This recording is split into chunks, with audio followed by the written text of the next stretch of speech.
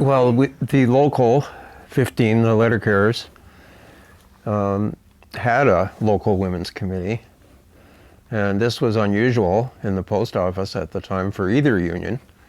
Both unions generally were against it.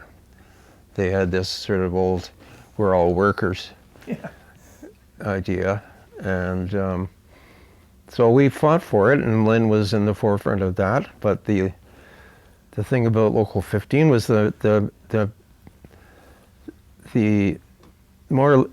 left-wing men, to be frank, and the feminist women were the future evolution of the postal unions across the country, and where that really came together was in Edmonton. First, in the letter carriers, Local 15, fighting for the women's committee, and in a different way in the inside workers with all these women that were hired, like yourself, and came forward and became leaders of the local. And this combined with some in the internal structure in the inside workers with some left activists coming forward in the Vancouver local, men and women, and becoming a force nationally in the union at the same time. But in LCUC it wasn't so easy, because our local, really the Local 15 in Edmonton, and the drivers in Toronto, and some locals in Chicoutimi, Quebec, and the Lac Saint Jean area were the left wing in the union, and faced this army of right-wing male hostility, including in the leadership. I remember the national president, Bob McGarry, took a lot of flack for years, but the fact is he maybe should have stood up to these guys more, but it really wasn't his doing so much as he was surrounded by misogynist right-wingers on the national executive, and he was, in my opinion, kind of powerless to do much about it, except when he had the chance as president. So we fought for a women's committee. We had a resolution at a convention in St. John, New Brunswick in 1984. And this was defeated soundly.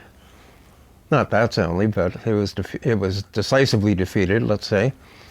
And I remember Brother Jim Kroll from the local at the time as well, and still today in the CUPW, getting up when the motion was defeated and on a point of privilege and saying, Brother McGarry, you sit on the executive of the Canadian Labour Congress, and the Canadian Labour Congress policy is in favor of women's committees in unions.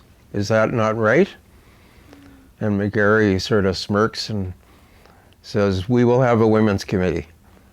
And so the resolution to elect one was defeated, but shortly after that, the national president or executive, whatever, appointed a national women's committee.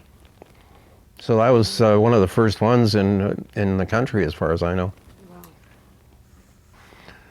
Wow. And in '74, the automation began in the big processing plants. So the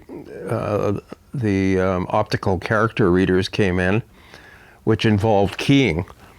And so they created what was going to be a new classification, a lower paid classification, who, guaranteed were going to be pretty well all women.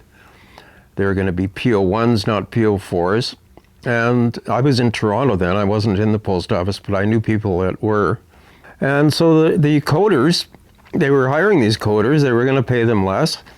Maybe they had started, I'm not sure. And they walked out. There was a wildcat strike in at least Toronto and Edmonton. I don't know where else. Mm-hmm. And I know Sandy here, Bill's partner, was led that walkout, and that was a victory. And that was not led by their national union. This was led by rank and file spontaneous action, and they won. And the coders, the slogan was "Coders to PO4," and the coders are indeed PO4s to this day. There was also informal meetings that people didn't necessarily know about, that weren't, they weren't up to no good or anything. They were just discussing common issues. There was a gay and lesbian caucus that I only heard about in recent years, way back then, and it wasn't an official structure of the local or anything, but and there is regular Saturday brunches between women leaders of Local 15 and the inside workers as well, that I heard something about sometime. Mm-hmm. So there was lots of instances of, I'd say, self-organization. The starting point was the employment situation. They wouldn't, the employer would not hire women. And management was really death on it. I remember in Edmonton, the women had, by the time I was involved, they were established as clerks, but they weren't driving heavy equipment around. And a fellow named Les Taschuk, who was a manager in labor relations later on, he was known to have said, "There will never be a woman driving a forklift in here."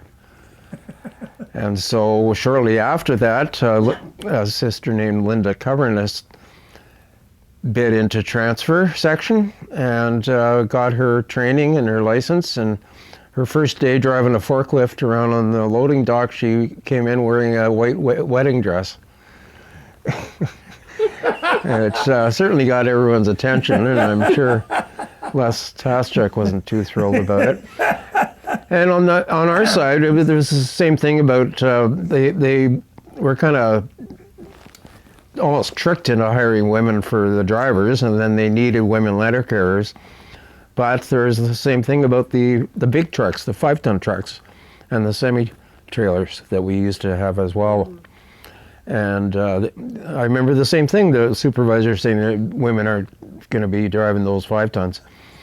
And next thing you know, they were. And in fact, Marion Griffin, one of the first women who did come in with Edna from the contractor, got her training on the semi-trailer, the heavy vehicles they were called, and drove those, and higher rate of pay, and women kind of clawed their way in, but they got in there.